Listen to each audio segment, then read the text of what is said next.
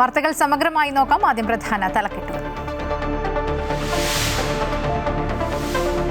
വിവാദങ്ങൾക്കിടെ വീര്യം കുറഞ്ഞ മദ്യത്തിന്റെ നികുതി ഘടന ഉൾപ്പെടുത്തിയ ധനബില്ല് നിയമസഭ പാസാക്കി. ചർച്ച ബഹിഷ്കരിക്ക് പ്രതിപക്ഷം.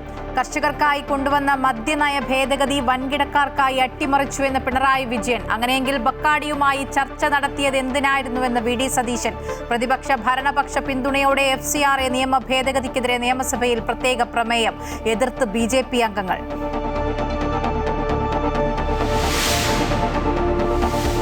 സർക്കാരിന്റെ അനുമതിയില്ലാതെ വിഴിഞ്ഞത്ത് ഓഹരി വിൽക്കാൻ കഴിയില്ലെന്ന് നിയമസഭയിൽ മുഖ്യമന്ത്രി.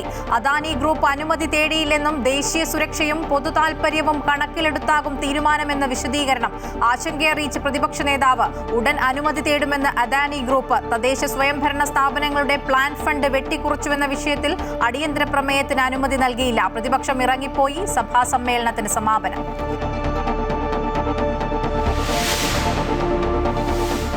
തൊഴിലുറപ്പ് പദ്ധതിയിൽ കൂലി വർദ്ധിപ്പിച്ച് കേന്ദ്ര സർക്കാർ. കേരളത്തിൽ 360 മുതൽ 409 രൂപ വരെ ലഭിക്കും. സമഗ്രമായ മാറ്റം വരുത്തിയ VBG റാംജി പദ്ധതി പ്രാബല്യത്തിൽ. വാണിജ്യ സിലിണ്ടറിന് വില കുറഞ്ഞു. 180 രൂപ കുറഞ്ഞ് 2951 രൂപയായി. ഗാർഹിക സിലിണ്ടറിന്റെ വിലയിൽ മാറ്റമില്ല. ഇന്ധനവില കുറച്ച് സ്വകാര്യ കമ്പനികൾ. പെട്രോൾ വില ലിറ്ററിന് 5 രൂപയും ഡീസലിന് 3 രൂപയും കുറച്ചു.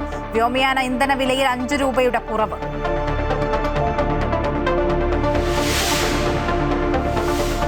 ആഭ്യന്തരമന്ത്രി രമേശ് ചെന്നിത്തലയെ സന്ദർശിച്ച് ദേവസ്വം വകുപ്പ് മുൻ മന്ത്രി കടകംപള്ളി സുരേന്ദ്രൻ. മന്ത്രിയെ വീട്ടിലെത്തി കണ്ടത്. ശബരിമല സ്വർണ്ണക്കൊള്ളയിൽ 3ാം FIR രജിസ്റ്റർ ചെയ്യുമെന്ന വാർത്തകൾക്കിടെ സൗഹൃദ സന്ദർശനമെന്ന് കടകംപള്ളി. ദൃശ്യങ്ങൾ അമൃത വാർത്തകൾക്ക്.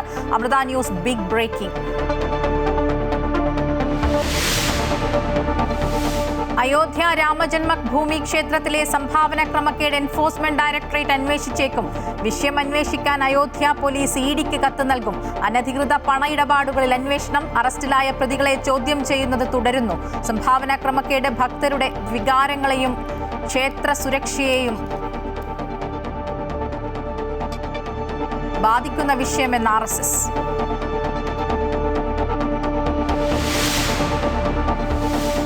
ലോകകപ്പ് ഫുട്ബോൾ നോക്കൌട്ടിൽ ഇന്ന് ഇംഗ്ലണ്ട് കോങ്കോ പോരാട്ടം. മത്സരം രാത്രി 9:30. പ്രീ ക്വാർട്ടറിൽ ഫ്രാൻസ് പരഗ്വേയെയും നോർവേ ബ്രസീലിനെയും നേരിടും. ഇക്വഡോറിനെ തോൽപ്പിച്ച് മെക്സിക്കോ പ്രീ ക്വാർട്ടറിൽ. ഇന്ത്യ ഇംഗ്ലണ്ട് 2020 പരമ്പരയ്ക്ക് ഇന്ന് തുടക്കം. മത്സരം രാത്രി 10 മണി മുതൽ.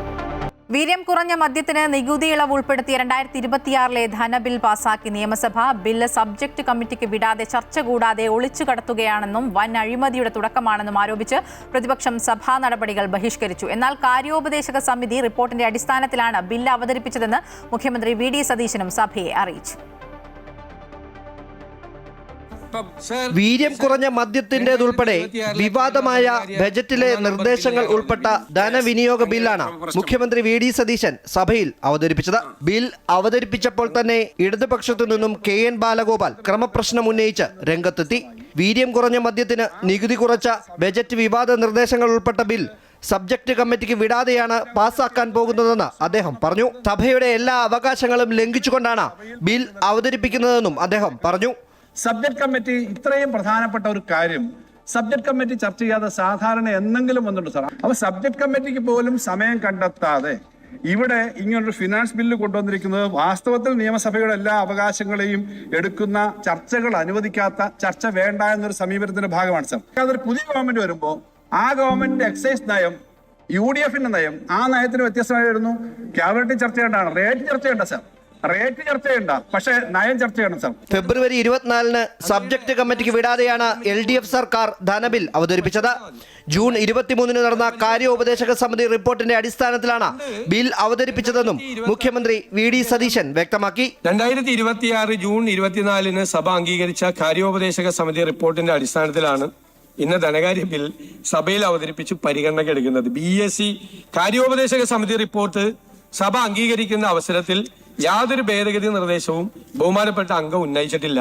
അതേസമയം ബിൽ ചർച്ച കൂടാതെ ഒളിച്ചു കടത്താനാണ് ശ്രമമെന്നും വലിയ മദ്യകമ്പനികൾക്ക് മദ്യമൊഴുക്കാനുള്ള സാഹചര്യം ഒരുക്കുകയാണെന്നും കർഷക താൽപര്യം അട്ടിമറിച്ചതായും പ്രതിപക്ഷ നേതാവ് പിണറായി വിജയൻ പറഞ്ഞു. തുടർന്ന് പ്രതിപക്ഷം സഭാ നടപടികൾ ബഹിഷ്കരിച്ചു. ഇതാണ് ഇപ്പോൾ അട്ടിമറിച്ച് നമ്മുടെ രാജ്യത്തെ വലിയ മദ്യ കമ്പനികൾക്ക് ഇവിടെ ഇഷ്ടം പോലെ മദ്യമൊഴുക്കാനുള്ള അവസരമൊരുക്കുന്നു.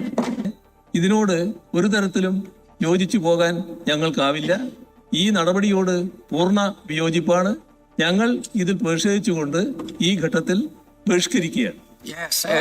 ബഹുമാനപ്പെട്ട മുഖ്യമന്ത്രിക്ക് 2026 കേരള ധനകാര്യ 3-ാം നമ്പർ ബിൽ അവതരിപ്പിക്കാവുന്നതാണ്. ബില്ലിന്മേൽ നടന്ന ചർച്ചയ്ക്ക് ശേഷം സ്പീക്കർ നടപടിക്രമങ്ങൾ പൂർത്തീകരിച്ച 2026 ധനബിൽ പാസാക്കി. പിന്തുണയ്ക്കേണ്ടതാണ്. ഇനി 2026 കേരള ധനകാര്യ 3-ാം നമ്പർ ബിൽ പാസാക്കണമെന്ന ഉപക്ഷേപത്തെ അനുകൂലിക്കുന്നവർ, പ്രതികൂലിക്കുന്നവർ? ഉപക്ഷേപ സഭ അംഗീകരിച്ചിരിക്കുന്നു. ബില്ല് പാസ്സായിരിക്കുന്നു. അതേസമയം BJP അംഗങ്ങളായ BB ഗോപകുമാറും V മുരളീധരനും ബില്ലിനെ എതിർത്തു.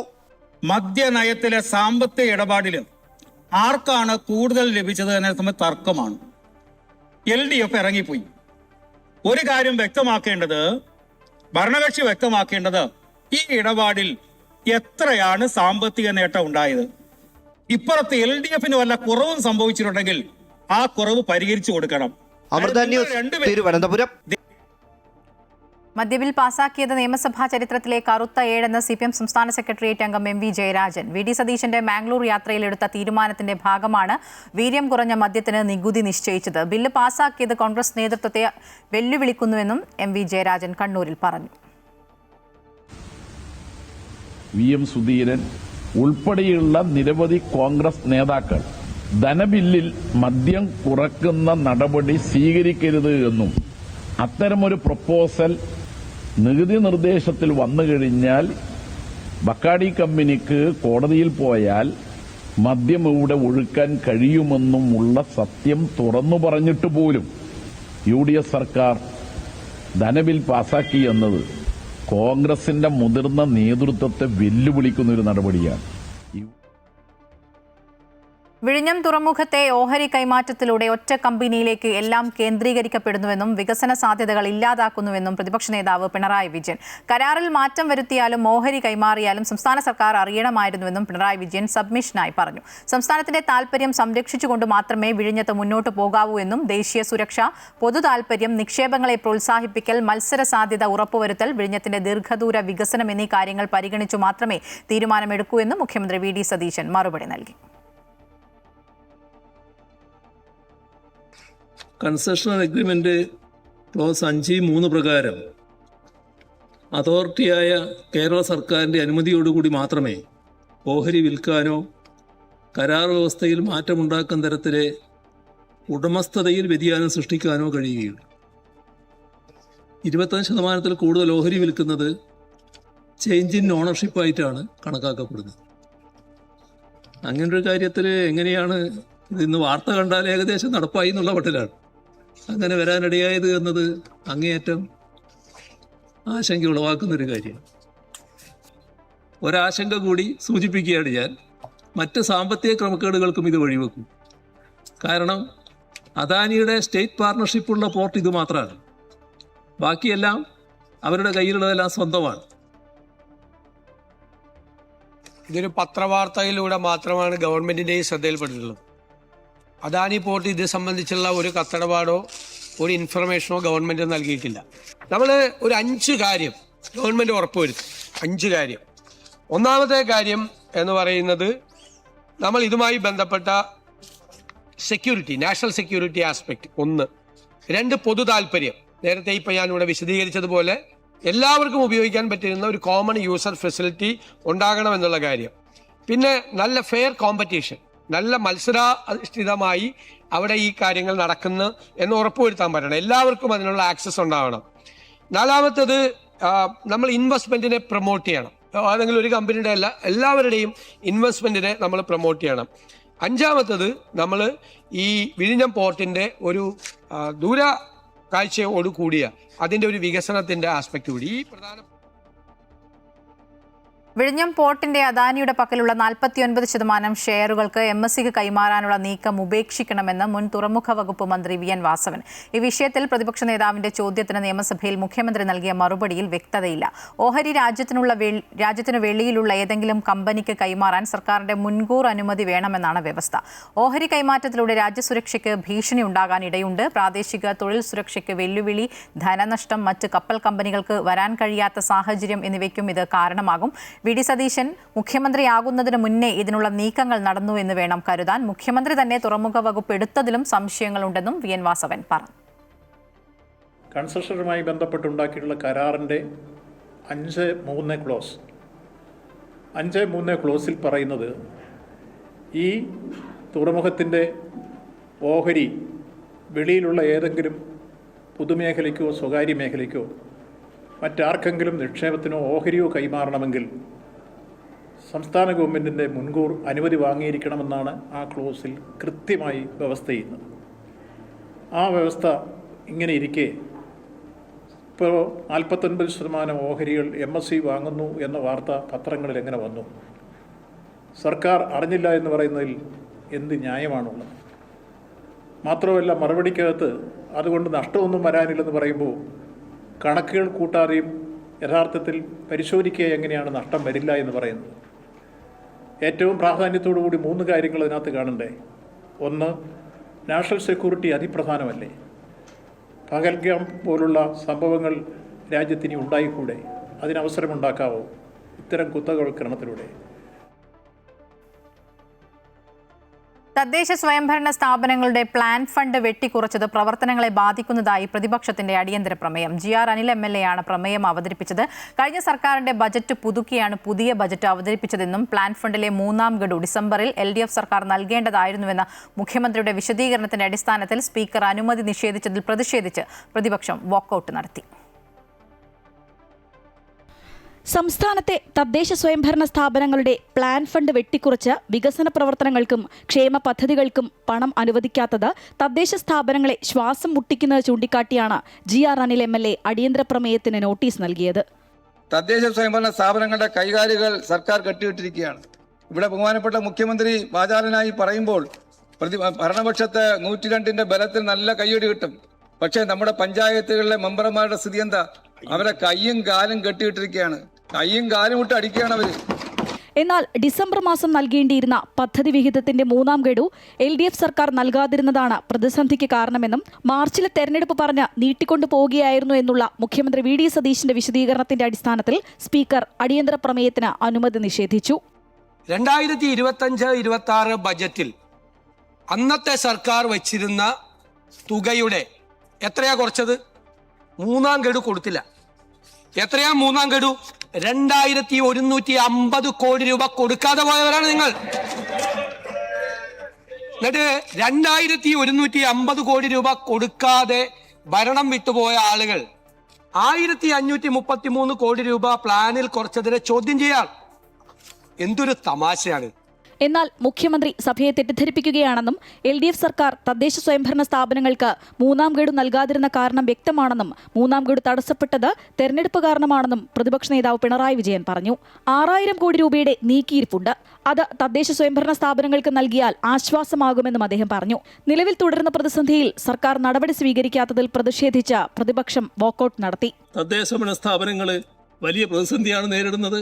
ഗവൺമെന്റിന്റെ ഈ ജനദ്രോഹ നയത്തിൽ പ്രതിഷേധിച്ചുകൊണ്ട് അത് തിരുത്തുമെന്ന ഒരു സൂചന പോലും മുഖ്യമന്ത്രി നൽകാത്തതിൽ പ്രതിഷേധിച്ചുകൊണ്ട് ഞാനും എൻ്റെ കക്ഷിയും വാക്കൌട്ട് നടത്തുകയാണ്.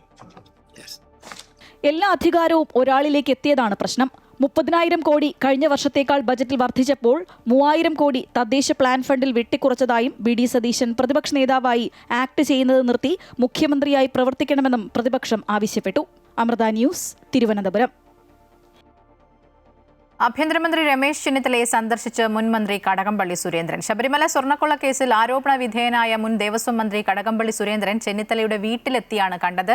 സ്വർണ്ണക്കവർച്ചയുടെ അന്വേഷണം നിർണായക വഴിത്തിരിവിലെത്തി നിൽക്കെയാണ് സന്ദർശനം. ദൃശ്യങ്ങൾ അമൃത വാർത്തകൾക്ക് ലഭിച്ചു.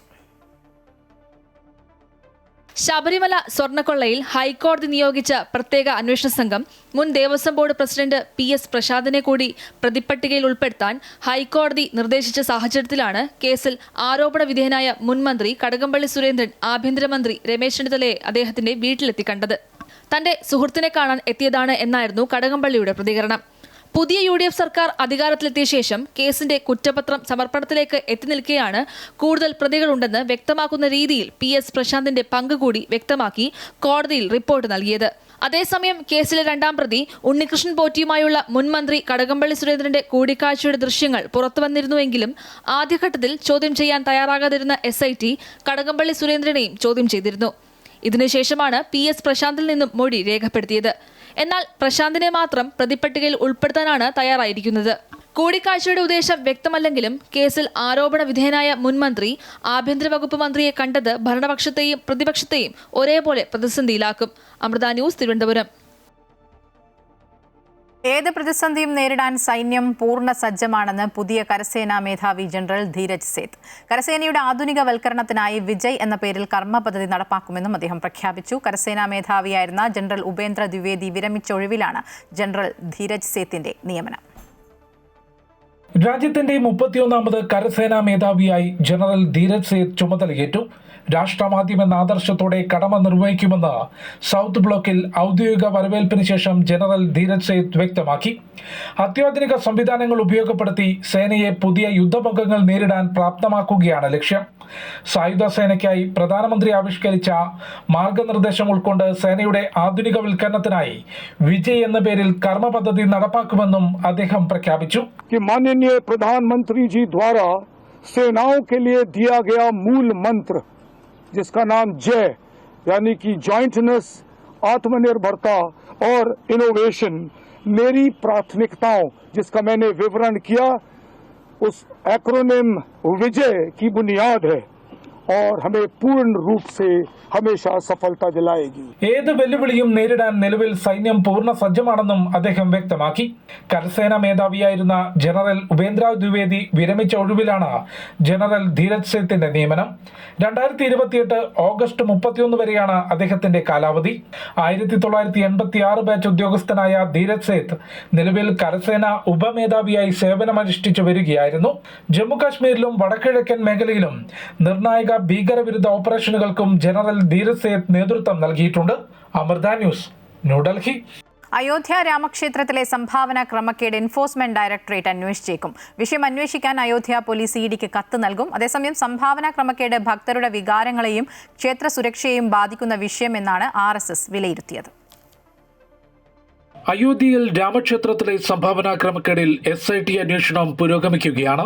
സംഭാവന തട്ടിപ്പിലൂടെ അനധികൃത പണമിടപാടും പ്രതികൾ നടത്തിയെന്ന് കണ്ടെത്തിയതോടെയാണ് കേസിൽ എൻഫോഴ്സ്മെന്റ് ഡയറക്ടറേറ്റിന്റെ അന്വേഷണത്തിന് സാധ്യത തെളിഞ്ഞത്. സംഭാവന വകമാറ്റിയതിലും പ്രതികളുടെ സ്വത്തിലും അന്വേഷണം ആവശ്യപ്പെട്ട് പോലീസ് EDക്ക് കത്ത് നൽകും. പ്രത്യേക അന്വേഷണ സംഘത്തിന് സർക്കാർ 15 ദിവസം കൂടി സമയം അനുവദിച്ചു. കേസിൽ അറസ്റ്റിലായ പ്രതികളെ ജയിലിൽ ചോദ്യം ചെയ്യുന്നത് തുടരുകയാണ്. പ്രധാന പ്രതി അവിനാശ് ശുക്ല ഉൾപ്പെടെയുള്ളവരെ ജയിലിൽ വെച്ച് ചോദ്യം ചെയ്യാൻ കോടതി അനുമതി നൽകിയിരുന്നു. മുൻ ട്രസ്റ്റി അനിൽ മിശ്ര, ട്രസ്റ്റ് അംഗം ഗോപാൽ റായ് എന്നിവരെയും ഉടൻ ചോദ്യം ചെയ്യും. അതേസമയം അയോധ്യയിലെ സംഭാവന തട്ടിപ്പ് ഭക്തരുടെ വികാരങ്ങളെയും ക്ഷേത്ര സുരക്ഷയെയും ബാധിക്കുന്ന വിഷയമാണെന്ന് RSS വിലയിരുത്തി. കിഴക്കൻ ഉത്തർപ്രദേശിന്റെ ചുമതലയുള്ള പ്രചാരക് അയോധ്യയിൽ ക്യാമ്പ് ചെയ്താണ് ആഭ്യന്തര അന്വേഷണ റിപ്പോർട്ട് തയ്യാറാക്കിയത്. ഈ മാസം 11 നടക്കുന്ന ശ്രീരാമ ജന്മഭൂമി തീർത്ഥക്ഷേത്ര ട്രസ്റ്റ് യോഗത്തിന് ശേഷം പുതിയ ജനറൽ സെക്രട്ടറിയെ പ്രഖ്യാപിക്കാനാണ് തീരുമാനം. വിവാദങ്ങളുടെ പശ്ചാത്തലത്തിൽ രാജിവെച്ച ജനറൽ സെക്രട്ടറി ചമ്പത് റായുടെ വിശദമായ മൊഴി അന്വേഷണ സംഘം രേഖപ്പെടുത്തിയിരുന്നു.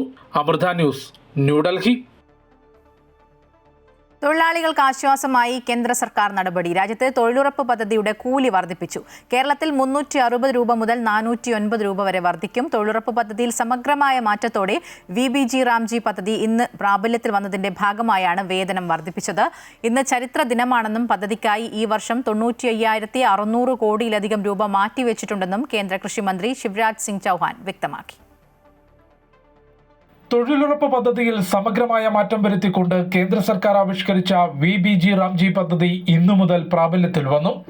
ഇതിന്റെ ഭാഗമായാണ് കൂലി വർദ്ധിപ്പിച്ചുകൊണ്ട് കേന്ദ്ര സർക്കാർ വിജ്ഞാപനം പുറത്തിറക്കിയത്. 298 രൂപ 8 പൈസയായിരുന്ന ദേശീയ ശരാശരി വേതനം VBG റാംജി പ്രകാരം പ്രതിദിനം 327 രൂപ 4 പൈസയായി വർദ്ധിപ്പിച്ചു. കേരളത്തിൽ 360 മുതൽ 409 രൂപ വരെ വർദ്ധിക്കും.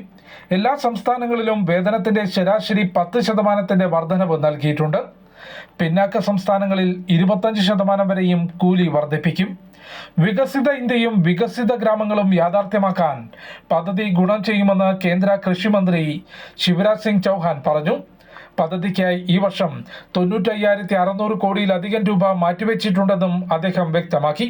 വികസിത് ഭാരത് കെ ലിയേ വികസിത് ഗാവോं का हम पूरी तरह से निर्माण कर सकेंगे. പുതിയ പദ്ധതിയിലൂടെ തൊഴിൽ ദിനങ്ങൾ 100-ൽ നിന്ന് 125 ഉയരും. പദ്ധതിയുടെ സുതാര്യത ഉറപ്പാക്കാൻ ബയോമെട്രിക് സംവിധാനങ്ങൾ ഏർപ്പെടുത്തും. വിവിധ തലങ്ങളിൽ പരാതി പരിഹാരത്തിനും വ്യവസ്ഥയുണ്ട്. തൊഴിലിന് ശേഷം 7 ദിവസം അല്ലെങ്കിൽ പരമാവധി 15 ദിവസത്തിനകം വേതനം നൽകണമെന്നും പദ്ധതിയിൽ നിർദ്ദേശിക്കുന്നുണ്ട്.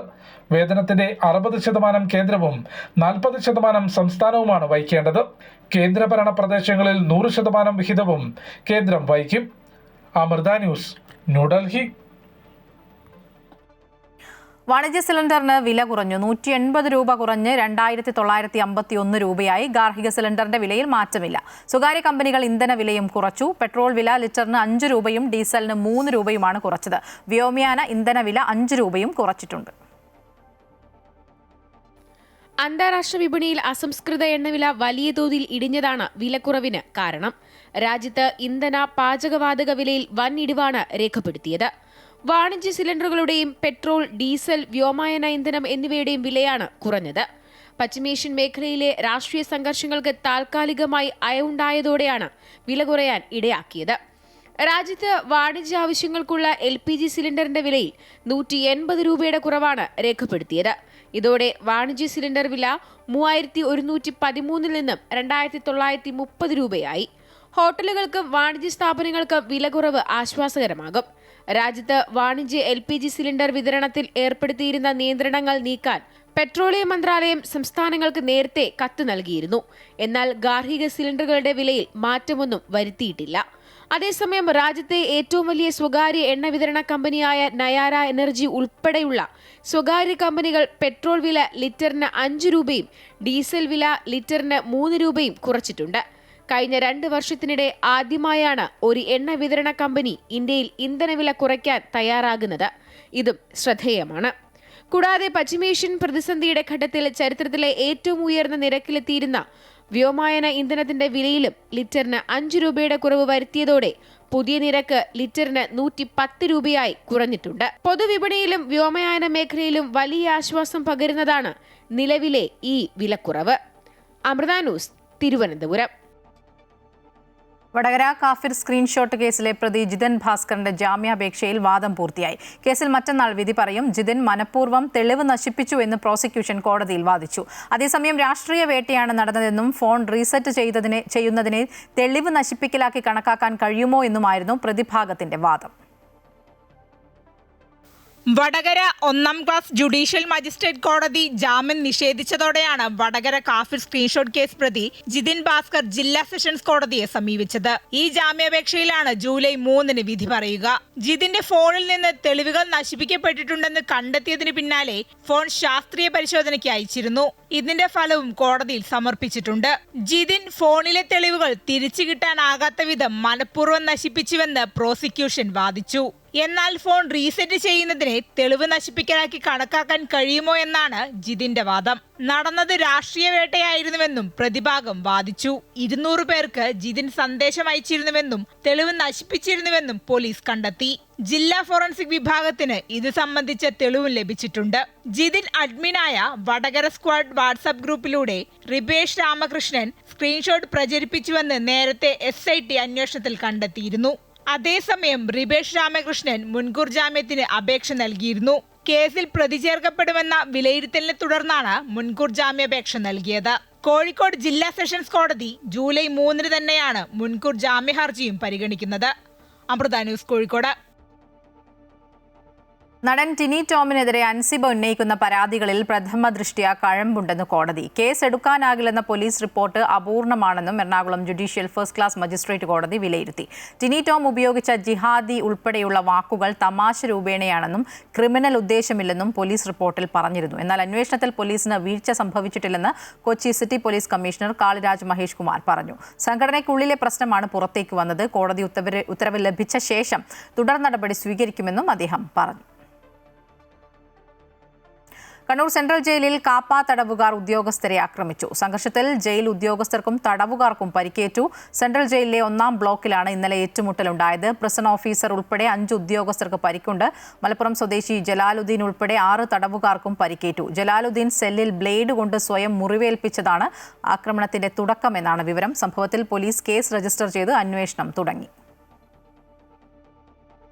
ഓപ്പറേഷൻ തൂഫാനുമായി ബന്ധപ്പെടുത്തി കെ സുധാകരൻ MP ഗുണ്ടകളുടെ യോഗം വിളിച്ച സംഭവത്തിൽ വിമർശനവുമായി CPM സംസ്ഥാന സെക്രട്ടേറിയറ്റ് അംഗം MV ജയരാജൻ. ലഹരി തടയാൻ പോലീസും ഗുണ്ടകളും തമ്മിലുള്ള ഐക്യത്തോടെയുള്ള പ്രവർത്തനമാണ് ഇപ്പോൾ നടക്കുന്നത്. എറണാകുളത്ത് ഗുണ്ടകളുടെ യോഗം വിളിച്ചു ചേർത്തത് ഗുണ്ടാ തലവനാണ്. ഗുണ്ടാരാജ് നടപ്പിലാക്കാനുള്ള നീക്കത്തിന്റെ ഭാഗമാണിത്. ഇത് ജനങ്ങളോടുള്ള വെല്ലുവിളിയാണെന്നും MV ജയരാജൻ പറഞ്ഞു. പോലീസിന്റെ നേതൃത്വത്തിൽ തുഫാൻ ആഭ്യന്തരമന്ത്രിയും ഗുണ്ടകളുടെ നേതൃത്വത്തിൽ തുഫാൻ മുൻ KPCC പ്രസിഡന്റും പ്രഖ്യാപിച്ചിരിക്കുകയാണ്. ലഹരിയെ തടയാൻ പോലീസും ഗുണ്ടകളും തമ്മിലുള്ള ഐക്യത്തോടുകൂടിയുള്ള പ്രവർത്തനം ഗുണ്ടാരാജ് കേരളത്തിൽ നടപ്പാക്കാനുള്ള നീക്കത്തിന്റെ ഭാഗം. എറണാകുളത്തെ കെ സുധാകരൻ വിളിച്ചു ചേർത്ത യോഗത്തിൽ പങ്കെടുത്ത ഗുണ്ടകളാണ് മുമ്പ് കണ്ണൂരിൽ തെരഞ്ഞെടുപ്പ് വേളയിലും മറ്റുമായി അക്രമം നടത്താൻ വേണ്ടി ഇവിടെ എത്തിച്ചേർന്നത്. കേരളത്തിലെ ജനങ്ങളെ വെല്ലുവിളിക്കുന്ന ഒരു നടപടിയായിട്ടേ ഇതിനെ കാണാൻ കഴിയുള്ളൂ. സാധാരണഗതിയിൽ ഗുണ്ടകളുടെ ഒരു യോഗം വിളിച്ചു ചേർക്കരുത് തന്നെ ജനങ്ങൾ പ്രതീക്ഷിക്കുന്നില്ല. ഗുണ്ടകളുടെ യോഗം വിളിച്ചു ചേർത്ത ആളാവട്ടെ ഗുണ്ടാ തലവനുമാണ്. അത് ലഹരിക്കെതിരായി ഗുണ്ടകളെ അണിനിരത്താനാണ് എന്ന് പറയുന്നതാണ് ഒരു തമാശ. അതുകൊണ്ട് ഈ 2 നടപടിയും കോൺഗ്രസ്. അമൃത വിശ്വവിദ്യാപീഠം കൊച്ചി ക്യാമ്പസിൽ അക്കാദമിക് വർഷത്തിന്റെ തുടക്കം കുറിച്ച് സമാരംഭം 2026 നടന്നു. കൊച്ചി ക്യാമ്പസ് ഡീനും ഡയറക്ടറുമായ ഡോക്ടർ U കൃഷ്ണകുമാർ സ്വാഗത പ്രസംഗം നടത്തി. ചടങ്ങിൽ മാതാ അമൃതാനന്ദമയി മഠം ജനറൽ സെക്രട്ടറി സ്വാമി പൂർണ്ണാമൃതാനന്ദപുരി അനുഗ്രഹ പ്രഭാഷണം നടത്തി. കാലിക്കറ്റ് സർവകലാശാല vice chancellor professor doctor P Raveendran ഉദ്ഘാടനം നിർവഹിച്ചു. Kerala state planning board deputy director doctor Arun Shyamnath, UST chief value ഓഫീസറും ഗ്ലോബൽ ഹെഡ് ഡെലിവറി സെന്റർ ഓപ്പറേഷൻസുമായ സുനിൽ ബാലകൃഷ്ണൻ എന്നിവർ വിശിഷ്ടാതിഥികളായി പങ്കെടുത്തു. Amrita Vishwavidyapeetham associate director doctor Prashanth R Nair അധ്യക്ഷ പ്രസംഗം നടത്തി. കമ്പ്യൂട്ടർ സയൻസ് ആൻഡ് IT വിഭാഗം മേധാവി ഡോക്ടർ J സംഗീത ചടങ്ങിൽ നന്ദി രേഖപ്പെടുത്തി. തുടർന്ന് ക്യാമ്പസ് ഇക്കോ ക്ലബിന്റെ വോളണ്ടിയർമാർ പച്ചക്കറി വിത്തുകളും വൃക്ഷത്തൈകളും വിതരണം ചെയ്തു. അതിനാണ് നമ്മുടെ ഉള്ളിലുള്ള ജ്ഞാനസൂര്യനെ ഉണർത്താനാണ് എഡ്യൂക്കേഷൻ. അതേപോലെ അതിന് നമ്മുടെ ബുദ്ധി മാത്രം മതിയാകില്ല. നമ്മുടെ ജീവിതത്തിൽ പെട്ടെന്ന് ഡിസിഷൻസ് എടുക്കാൻ വേണ്ടി വരുന്ന സമയമുണ്ടാകും. സമയമില്ല. പെട്ടെന്ന് ഇമ്പോർട്ടൻ്റ് ഡിസിഷൻസ് എടുക്കേണ്ടി വരുമ്പോൾ നമ്മുടെ ബുദ്ധിക്ക് സഹായിക്കാൻ പറ്റില്ല. You should feel the right answer from within. അത് അനുഭൂതിയുടെ അറിവാണ്. ആ അനുഭൂതിയുടെ അറിവ് കിട്ടാൻ ഒരു ക്വാളിറ്റി ആവശ്യമുള്ളൂ, പരിശുദ്ധി. That modern education cannot give you that. For that we need spiritual knowledge, spiritual practices. We need prayers, yoga, meditation. That is also very important to get intuitive knowledge.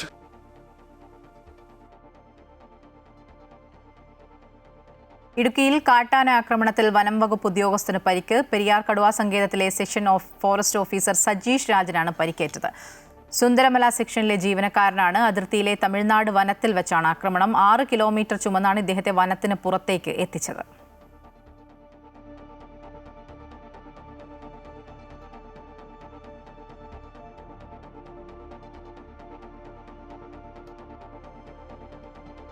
Antyodaya അന്ന യോജന പദ്ധതിയുമായി ബന്ധപ്പെട്ട് കേന്ദ്ര സർക്കാർ നടപ്പാക്കുന്ന മാറ്റം സംസ്ഥാനത്തിന് കനത്ത തിരിച്ചടിയാകുമെന്ന് റേഷൻ വ്യാപാരികൾ. 5-ൽ താഴെ അംഗങ്ങളുള്ള കുടുംബങ്ങൾക്കുള്ള സൗജന്യ ഭക്ഷ്യധാന്യത്തിന്റെ അളവ് കുറയ്ക്കുന്നത് പ്രതിസന്ധിയാകുമെന്ന ആശങ്കയാണ് നിലവിൽ ഉയരുന്നത്. മഞ്ഞക്കാർഡ് കുടുംബങ്ങളുടെ വലുപ്പവുമായി ബന്ധപ്പെട്ടാണ് കേന്ദ്രം റേഷൻ വിഹിതം വെട്ടിച്ചുരുക്കുന്നത്. സൗജന്യമായി ലഭിക്കുന്ന ഭക്ഷ്യധാന്യത്തിന്റെ അളവ് അംഗത്തിന് 7 കിലോ ആയി നിജപ്പെടുത്താനാണ് കേന്ദ്ര നീക്കം. കോഴിക്കോട് ജില്ലയിൽ 38,595 കുടുംബങ്ങളിലായി 1.5 ലക്ഷത്തോളം പേരെയാണ് ഇത് ബാധിക്കുക. നിലവിൽ അംഗങ്ങളുടെ എണ്ണം പരിഗണിക്കാതെ AAY കാർഡുടമയ്ക്ക് 35 കിലോ സൗജന്യ ഭക്ഷ്യധാന്യമാണ് ലഭിക്കുന്നത്. ഇതിനാൽ 2 അംഗ കുടുംബത്തിന് 35 കിലോ കിട്ടിയിരുന്നത് 14 കിലോയായി ചുരുങ്ങും. ഒറ്റയടിക്ക് കുറയുന്നത് 21 കിലോ. കേരളത്തിൽ ഒരു കാർഡിൽ നിലവിൽ 1 മുതൽ 5 അംഗങ്ങളാണ്. 5 പേരിൽ കൂടുതലുണ്ടെങ്കിലും പരമാവധി 35 കിലോ ലഭിക്കും. AAY കാർഡ് ശുദ്ധ ദരിദ്രം എന്ന് പറയുന്ന വിഭാഗത്തിന് ഇന്ന് വരെ ഒരു കുടുംബത്തിന് 35 കിലോ ഭക്ഷ്യധാന്യം കൊടുത്തു. അത് 7 കിലോ ഒരാൾക്ക് 7 കിലോ ആക്കി ചുരുക്കാൻ പോവുകയാണ്. നമ്മുടെ കേരളത്തിൻ്റെ ഇന്ത്യയുടെ മനസ്സിലാക്കി പരിസ്ഥിതി മനസ്സിലാക്കി ഒരു 10 കിലോ ഭക്ഷ്യധാന്യം ഒരു മാസത്തിൽ ഇവർക്ക് കൊടുക്കാനുള്ള സംവിധാനം ഉണ്ടാക്കുക. നമ്മളതേ ആവശ്യപ്പെടുന്നുള്ളൂ. അപ്പോൾ അതായത് അതിന് വിവേചനം കാണിക്കരുത്. AAI എന്നോ പിന്നെ PHH BPL എന്നുള്ള വിവേചനം കാണിക്കരുത്. ജില്ലയിൽ AAY കുടുംബങ്ങൾ ഏറെയുള്ളത് തീരദേശത്താണ്. ഇതിൽ ഭൂരിഭാഗവും മത്സ്യത്തൊഴിലാളികളാണ്. ദാരിദ്ര്യരേഖയ്ക്ക് താഴെയുള്ള കുടുംബങ്ങൾക്കായി 2000-ലാണ് കേന്ദ്രം പദ്ധതി തുടങ്ങിയത്. റേഷൻ വിതരണത്തിൽ കേന്ദ്ര സർക്കാർ വരുത്തിയ മാറ്റം കേരളം പോലെയുള്ള സംസ്ഥാനങ്ങൾക്ക് വലിയ തിരിച്ചടിയാകും. AAY കാർഡുടമകളുടെ അരിവിഹിതം വെട്ടിക്കുറച്ച നടപടി പുനഃപരിശോധിക്കണമെന്നാവശ്യപ്പെട്ട് all Kerala retail ration dealers association പ്രധാനമന്ത്രിക്കുൾപ്പെടെ കത്ത് നൽകിയിട്ടുണ്ട്. അമൃത ന്യൂസ്, കോഴിക്കോട്.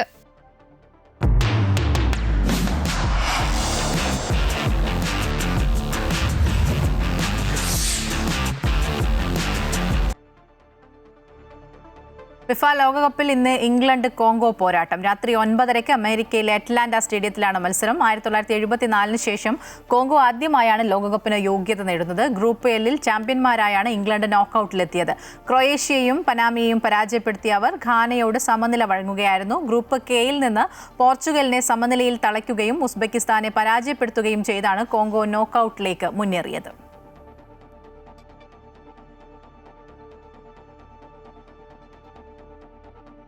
മുൻ അന്താരാഷ്ട്ര ക്രിക്കറ്റ് താരം ശ്രീശാന്തിന് കേരള ക്രിക്കറ്റ് അസോസിയേഷൻ ഏർപ്പെടുത്തിയ 3 വർഷത്തെ വിലക്ക് പിൻവലിച്ചു. സംഘടനയ്ക്ക് അപകീർത്തി വരുത്തുന്ന രീതിയിൽ ദൃശ്യ സാമൂഹിക മാധ്യമങ്ങളിലൂടെ പരാമർശങ്ങൾ നടത്തിയതിന്റെ പേരിലായിരുന്നു വിലക്ക്. ഈ നടപടിക്കെതിരെ ശ്രീശാന്ത് തിരുവനന്തപുരം മുൻസിഫ് കോടതിയിൽ ഹർജി നൽകിയെങ്കിലും കോടതി ഹർജി തള്ളി. തുടർന്ന് കേരള ക്രിക്കറ്റ് അസോസിയേഷനെതിരെ നടത്തിയ പരാമർശങ്ങളിൽ ഖേദം പ്രകടിപ്പിച്ച് ശ്രീശാന്ത് ഔദ്യോഗികമായി മാപ്പപേക്ഷ സമർപ്പിച്ചിരുന്നു. ഇന്ന് ചേർന്ന KCA സ്പെഷ്യൽ ജനറൽ ബോഡി യോഗത്തിൽ വിലക്ക് പിൻവലിക്കുവാൻ തീരുമാനിക്കുകയായിരുന്നു. എന്നാൽ ഭാവിയിൽ ഇത്തരം നടപടികൾ ആവർത്തിച്ചാൽ കർശനമായ അച്ചടക്ക നടപടികൾ സ്വീകരിക്കുമെന്ന് ശ്രീശാന്തിന് യോഗം മുന്നറിയിപ്പ് നൽകി. വിലക്ക് പിൻവലിച്ചതോടെ കേരള ക്രിക്കറ്റ് ലീഗ് സീസൺ 3-ൽ ഏരീസ് കൊല്ലം സെയിലേഴ്സ് ടീമിന്റെ സഹ ഉടമയായി തുടരാൻ ശ്രീശാന്തിന് സാധിക്കും.